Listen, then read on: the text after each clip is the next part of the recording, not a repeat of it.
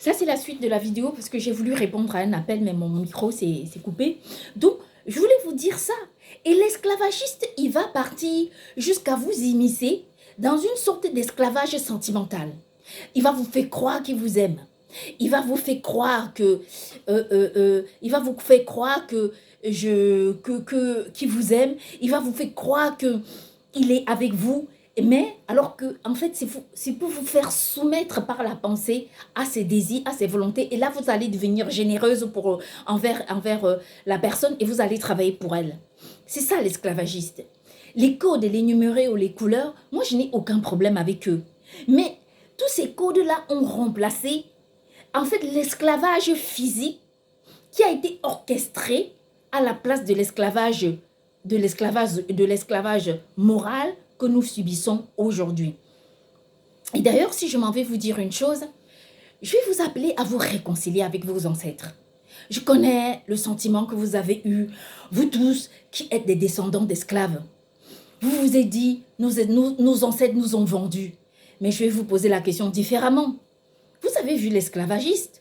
C'est quelqu'un qui oppresse d'autres personnes, qui s'immisce dans la vie d'autres personnes, qui crée des détresses, qui désorganise vos vies. Je vais vous poser une question différemment. Vous qui me regardez aujourd'hui, vivre l'esclavagisme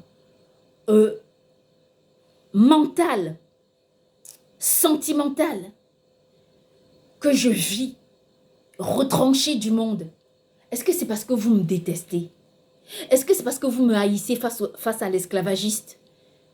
L'esclavagiste, c'est parce que vous m'aimez bien. Mais comment pouvez-vous faire face à ce géant esclavagiste qui, lui, il fait tout pour vous dominer, pour me dominer, pour dominer tout le monde? Je ne crois pas que vos ancêtres vous aient vendu. Parce que je vais vous appeler, vous, les Antilles, les descendants d'esclaves, toutes les personnes aussi blanches qui ont lutté contre l'esclavage et qui se sont toujours posé la question de savoir comment est-ce possible que vos ancêtres vous aient vendu. Je vais vous dire la vérité, vos ancêtres ne vous ont jamais vendu. Excusez-moi, je vais répondre à une personne. Monsieur? Monsieur? Monsieur? Monsieur? Vos ancêtres, il ne répond pas. Vos ancêtres ne vous ont jamais vendu. Jamais ils ne vous ont vendu. C'est simplement parce que l'esclavagiste est arrivé avec toute, comment dire, avec toute la force de l'esclavage et malheureusement, il n'avait pas compris qu'il devait s'accrocher fermement à la religion pour que Dieu puisse toujours être là pour la réponse. Parce que vous savez, quand la religion, quand l'être humain n'est plus capable de répondre, il appelle Dieu. Et c'est ça.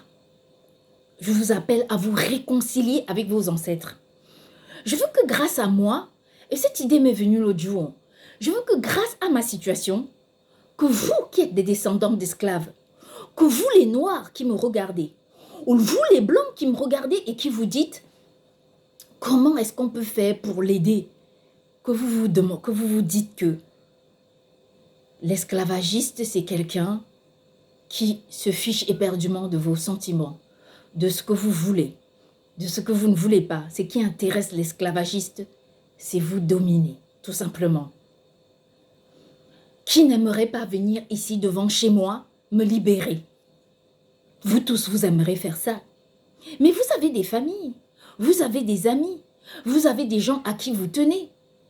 Parce que vous les aimez et parce que vous savez que ces esclavagistes-là ne vous feront pas de cadeaux. Et c'est exactement votre ressenti. Et j'aimerais tant que, grâce à mon histoire, que vous puissiez vous réconcilier avec vos ancêtres et que nous puissions regarder l'esclavagiste d'une autre façon et nous libérer des numéros, des codes et des couleurs pour nous affranchir et pouvoir vivre, manger ce qu'on veut, être avec les personnes dont on en a envie, parler avec qui on veut, avoir les amis qu'on veut, aimer qui on veut aimer. Et ce n'est que de cette façon que nous pouvons nous sortir de l'esclavage. N'allez pas me dire que vous êtes libre quand vous êtes obligé de manger un aliment parce que vous faites partie d'un code. N'allez pas me dire que vous êtes libre quand vous avez l'obligation de vous habiller comme ci ou comme ça. N'allez pas me dire que vous êtes libre quand pour passer à la télévision, il faut que vous adhériez à quelque chose. Pas parce que ce n'est pas votre talent, parce que ce n'est pas votre force, parce que ce n'est pas ce que vous avez à enseigner, mais c'est tout simplement parce que vous faites partie d'une famille d'esclavagistes que vous le faites. Je ne dis pas que toutes les associations sont comme ça. Naturellement, il y a des identifications comme les vêtements que les gens peuvent porter. Ma maman, dans toutes les associations dans lesquelles elle était, d'une association à une autre, en fait, ils avaient des costumes différents. Mais quand ils étaient dans l'association, ils discutaient pour les membres de l'association. Une fois qu'ils sortaient de là, aucune loi de leur association ne dominait sur la loi publique, la loi gouvernementale. Aucune. C'est-à-dire que ma maman sortait de là, elle était une citoyenne comme tout le monde. Elle n'était pas favorisée. Elle était favorisée dans son association. Et ce qui était bien, c'est que dans son association, elle était conçue pour que les gens se soutiennent entre eux. L'entraide. Excepté ça, il n'y avait pas de domination sur une autre personne. Ma maman avait la possibilité d'avoir les amis qu'elle voulait, d'une autre association ou pas. Ce n'était pas un problème.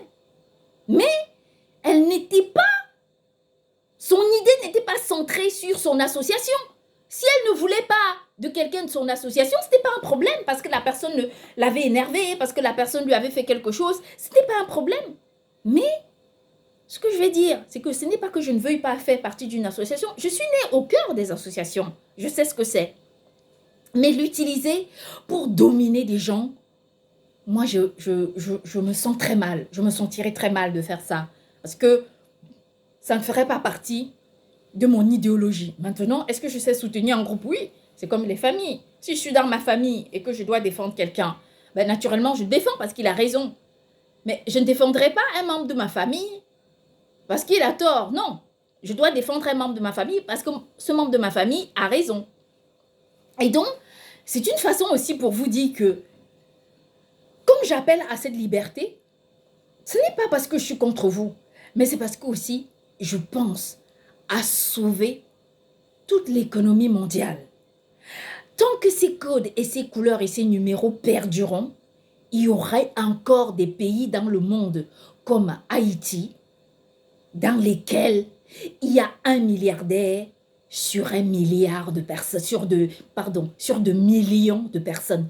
Un milliardaire à Haïti, un milliardaire. Est-ce que vous êtes révoltés? Pourtant, Haïti vit sur des codes, des couleurs, des dominations. Ça, c'est la réalité. Or, si nous sommes libérés des codes et des couleurs, nous parviendrons à construire et à créer une égalité de chances pour tous et pour toutes. Et c'est ça que je veux que vous compreniez. C'est ça que je veux que vous acceptiez. Et d'ailleurs même, je vais jusqu'à vous dire une chose qui est assez importante. Je vais vous dire que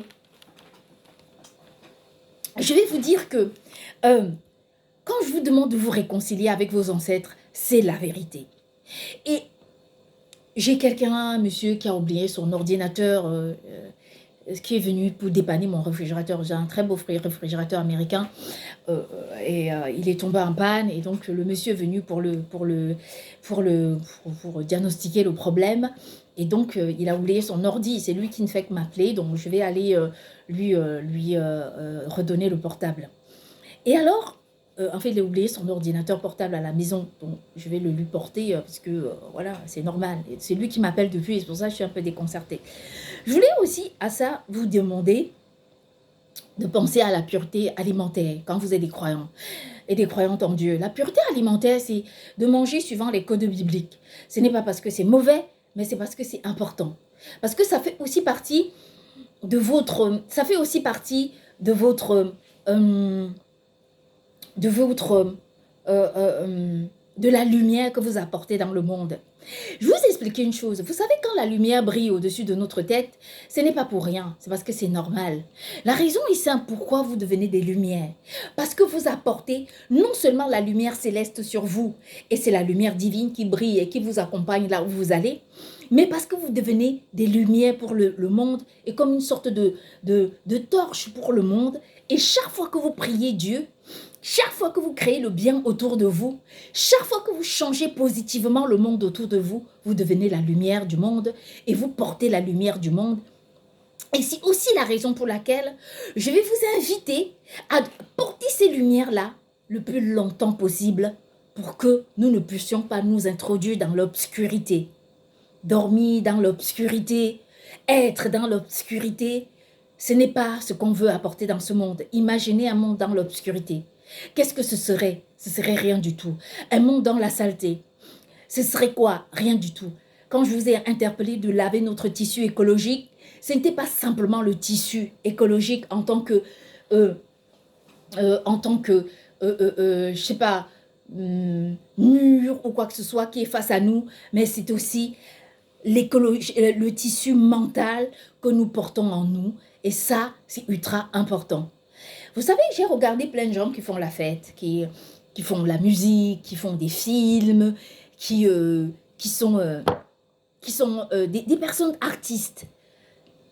Moi, j'ai envie de leur dire, Dieu ne vous empêche de rien faire. Tout au contraire, Dieu est au soutien et il vous encourage de faire tout ce que vous faites. Et quand je dis ça, je parle à tous les artistes du monde entier. Je ne parle pas seulement à un groupe ou à des personnes, non. Mais je vais vous poser juste une question. Excusez-moi, j'arrive, là c'est important.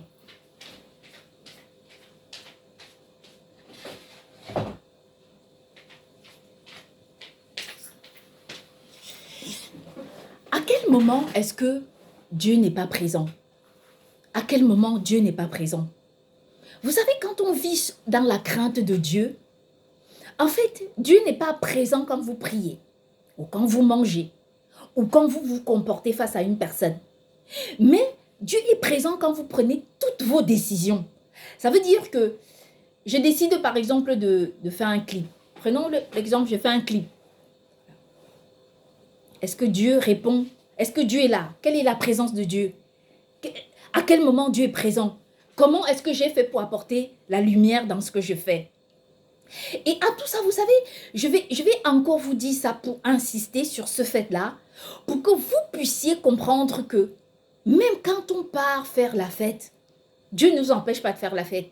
Moi, j'ai découvert que ma culture, c'était la culture qui est la réponse même biblique. Parce que quand je me repose au 7e jour, il y a plein de gens qui se disent oui, c'est parce qu'elle fait partie des codes et des couleurs. Moi, je leur dis non. C'est parce que dans ma langue traditionnelle, le 7 veut dire samba. Et dans la traduction, dans toutes les autres langues, quand on a traduit, les personnes ont traduit par sabbat.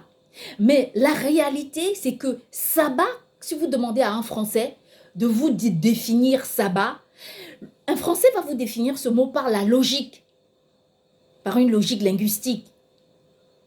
C'est comme dire table. C'est une logique linguistique. Or, je vais vous définir sabbat par la réalité linguistique. Samba veut dire le jour sans effort. C'est pour cette raison que je me repose le 7e jour. Ça n'a rien à voir avec les codes, les couleurs. Imaginez que j'ai en Australie. Et qu'en Australie, le 7e jour tombe un autre jour. Penserez-vous que j'arrêterai de me reposer en Australie le 7e jour? Non, je me reposerai le 7e jour en Australie parce que ça répond au samba qui veut dire le jour sans effort. En fait, c'est le jour où on n'offre rien, où on est là et on ne travaille pas. Et donc, le samba, c'est ça, c'est un jour saint que Dieu a sanctifié pour que nous puissions respecter et honorer ce jour-là à la dimension de Dieu parce que Dieu lui-même s'était reposé le 7e jour. Et donc, à ça, je vais vous inviter à cette logique-là. Et donc, quand Dieu est là, Dieu est partout. Il y a des gens qui se disent, est-ce qu'on peut aller manger au restaurant le jour du sabbat? Oui, vous pouvez aller manger au restaurant le jour du sabbat sans aucun problème. Le sabbat, ce n'est pas une prison. Le sabbat, c'est un moment pour honorer Dieu. D'ailleurs, dans la Bible, il est écrit, et ça c'est obligatoire, enfin obligatoire non, il est écrit, le jour du sabbat, vous tiendrez une assemblée sainte. Une assemblée sainte. Vous pouvez tenir toutes les assemblées saintes que vous voulez. Mais, dans la Bible, si on s'en tient au commandement de Dieu, à la loi de Dieu, en fait, il est écrit, vous tiendrez une assemblée sainte. Et c'est ça qui est important. Bon, qui refuse, il y en a qui prient tant nombre de fois par jour. Le roi David disait qu'il priait 7 fois par jour. Il disait, je m'incline 7 fois et je prie. Qui lui dirait non? Dieu ne dit pas non. À chaque fois qu'on prie, il y a toujours les anges du ciel qui sont là pour recueillir les prières des gens, que les gens ne croient pas. C'est certes qu'il faut se lever le matin pour prier parce qu'il y a une assemblée générale tous les matins qui se fait pour que les personnes, pour réceptionner les prières. Vous savez comment vous allez faire pour agrandir votre communauté au ciel? Créez des lumières dans votre communauté par la croyance en Dieu. Si vous créez des lumières, plus il y aurait des croyants dans votre communauté, plus il y aurait la lumière dans votre communauté, et plus dans le ciel, vous aurez des personnes qui seront là et qui pourront accueillir favorablement vos prières. Mais si dans votre communauté, vous devenez tellement des esclaves mentaux, si bien que vous oubliez de mettre la lumière, là où quelqu'un vous dit, oh, il ne faut pas croire en Dieu, pourquoi tu crois en Dieu? Dieu n'existe pas. Tu lui dis, seulement ce que tu me donnes, ce n'est pas la lumière. Moi, ce que je veux, c'est la lumière divine. Et c'est ça qui est important, de mettre la lumière dans vos vies, dans tout ce que vous faites. Quand vous entrez quelque part, et ça, personne ne doit vous l'apprendre. C'est à vous seul de le faire. Vous avez un enfant, apprenez-le à connaître Dieu. Vous avez un voisin, apprenez-le à connaître Dieu. Vous connaissez une personne, apprenez-le à connaître Dieu. Un marchand, parlez-lui de Dieu. Un passant, parlez-lui de Dieu. Un voyant, parlez-lui de Dieu. Je sais pas, une rencontre, parlez à cette personne de Dieu. Parlez à Dieu n'importe où. C'est de cette façon que vous-même, vous créez votre propre place dans le royaume des cieux. C'est de cette façon qu'on lutte aussi pour notre émancipation, pour devenir des lumières du monde. Parce que si tout le monde ne prie pas, si tout le monde se met à faire n'importe quoi, dites-moi, à interpeller la noirceur, à vouloir dormir dans le noir, à vouloir se mettre dans le noir, qu'est-ce que ce monde deviendra? Rien du tout. Le monde vivra dans la noirceur. Le monde sera dans le mensonge. Le monde sera dans la destruction de l'autre. Or, ce que nous devons faire, c'est changer le monde autour de nous par notre façon de faire, introduire Dieu. Pendant que vous irez dans une association qui vous dira « Dieu n'existe pas, si Dieu existait cela, vous n'y croyez pas. » Parce qu'on a bien vu que quand Dieu nous envoie la lumière, parce que nous sommes des lumières, il nous accompagne dans la lumière. Vous savez, aujourd'hui, c'était curieux, je partais faire mes courses au marché, sur un marché dans ma ville. J'ai vu la lune dans le ciel. C'était vers, je ne sais plus quelle heure il était. J'étais au bus, j'étais à l'arrêt bus. Et j'ai vu la lune dans le ciel. Et en ce moment-là, il y a une voiture, un taxi, je crois que c'était un taxi Uber, qui s'arrête devant moi comme ça. Et dans cette voiture qui était immatriculée, c'est une voiture bleue immatriculée, je crois qu'il y avait le 219, il y avait un monsieur noir qui sortait et qui partait dans la maison grise.